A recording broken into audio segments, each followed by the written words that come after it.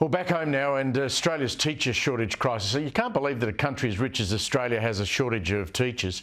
And it's going to get worse, we're told. Schools across the country are struggling to fill not hundreds, but thousands of positions around the nation.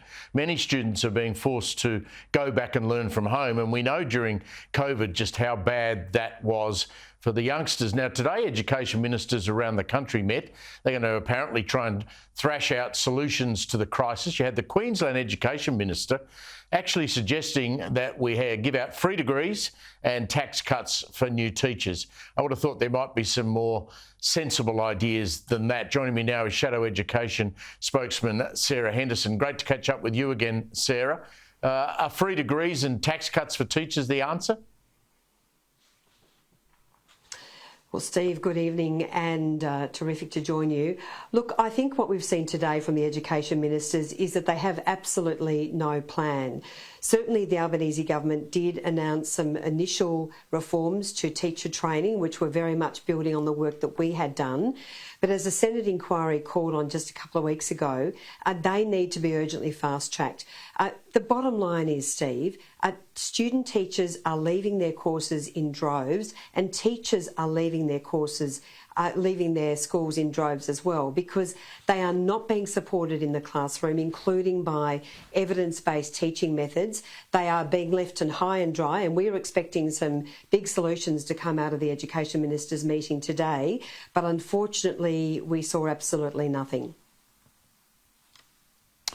Why do you think teachers are leaving in droves? I mean, I can understand that there has been over probably the last 5 or so years an argument, and education is largely the states are in charge. Are we not paying our teachers enough, or are they feeling that the industry itself is not a profession that is going to be rewarding enough for them? Are they frightened about some of the things happening in the classroom? Sarah, what should we be doing?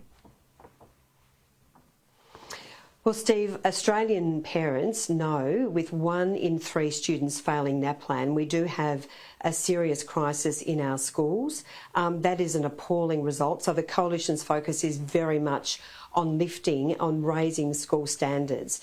But teachers deserve much better support, and that's at the hub of the problem. They're going into the classroom, they're not prepared by their university courses, which frankly are doing a woeful job, and some of them should be defunded. They're doing such a poor job. So teachers don't get the support they need from the university training they receive. And of course, the government has also done nothing about classroom disruption. We are now 71st worst country in terms of classroom behaviour. So teachers are being set up to fail, and urgent reform is required, and that's why I was expecting so much more out of the Education Ministers' meeting today. There was a very good report handed down, a report chaired by Lisa O'Brien, who runs the Australian Education Research Organisation, made a whole range of quite significant suggestions, but we've seen nothing by the way of positive response from the government. We see, the issues in the city schools. I mean, obviously in places like, Western Sydney and Western Melbourne, there is issues with classroom behaviour. But when you go further out into the regions, which you know so well, out into the bush areas of Australia, I mean, they must be doing it really tough trying to attract teachers and retain teachers in some of our country towns. Absolutely, and that's why when we were in government, Steve, we implemented a really important scheme for teachers in remote areas. So they have HECS debt relief, which has been an important driver for those teachers seeking to teach in the very remote parts of Australia.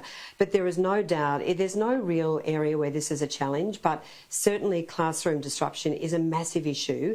And as one young teacher said to me who left her job after 5 years, I did not go to school to have chairs and tables thrown at me. So not nearly enough is being done to support teachers in the classroom. And frankly, one of the big recommendations that the Senate inquiry made, which of course was chaired by Liberal Senator Matt O'Sullivan, was to introduce a behaviour curriculum where students are expressly taught how to behave, the standards that need to be set, and teachers are getting that support. So much is not going right in our schools, and we saw that again last week with the PISA results, the Program for International Student Assessment, where nearly half of all Year 10 students are failing to meet minimum standards for reading. So we have a grim situation. Urgent reform is required, Steve, and it's really disappointing we haven't seen that from Education Minister Jason Clare today. Sarah, just briefly, what do you make of these reports that pro-Palestinian students from the University of Melbourne are being urged to wear traditional Palestinian scarves at graduation ceremonies this week?